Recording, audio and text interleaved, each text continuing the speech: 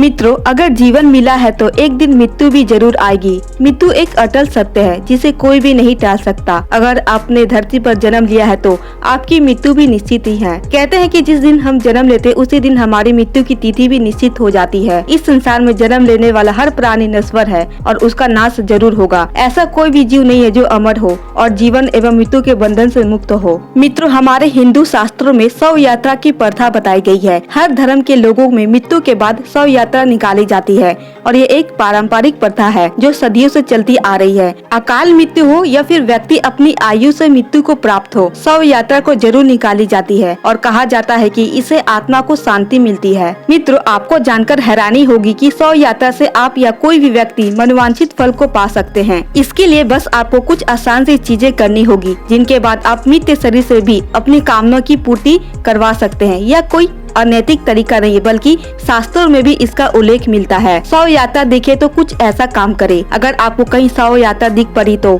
उसे गलती से भी अनदेखा ना करे। उस समय वहां रुक जाए और अपने दोनों हाथों को जोड़कर प्रणाम करे। मित्रों, आप जिस भगवान या देवी देवताओं को आप मानते हैं उनका आप स्मरण करें। कहा जाता है कि शव यात्रा को देखकर शिव का नाम लेना चाहिए। इससे आपका दिन शुभ रहता है, आपकी यात्रा भी मंगलमय रहती है। यात्रा के दौरान शव यात्रा को देखना बहुत ही शुभ माना जाता है।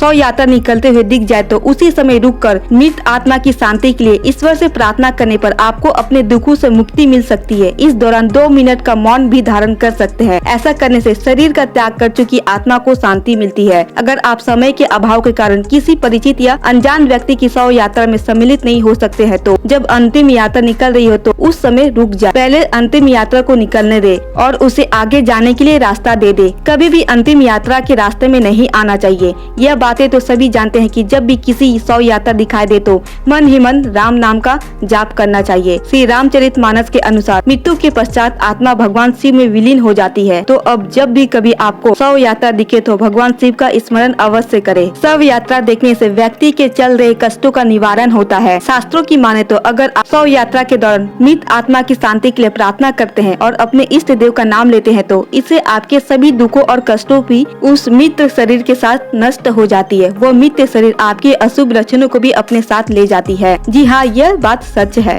और एक बात मित्रों आपको बता दे, शास्त्रों के अनुसार ब्राह्मण के शव से मिलता यज्ञ पुण्य जितना फल। जी हाँ मित्रों, किसी ब्राह्मण के शव को कंधा देने से व्यक्ति को अपने एक कदम पर एक यज्ञ पुण्य का फल मिलता है और केवल एक बार पानी में डुबकी लगाने से उसके सारे पाप धुल जाते हैं। लेकिन अगर कोई अन्य ब्राह्मण आपने किसी स्वास्थ्य सिद्धि के लिए किसी ब्राह्मण की मृत शरीर को कंधा देता है तो वह अगले 10 दिनों तक अशुद्ध हो जाता है और इस दिनों में वह कोई भी धार्मिक कार्य संपन्न नहीं कर सकता और न ही किसी शुभ कार्य में शामिल हो सकता है। शास्त्रों में यही नियम बताए गए हैं।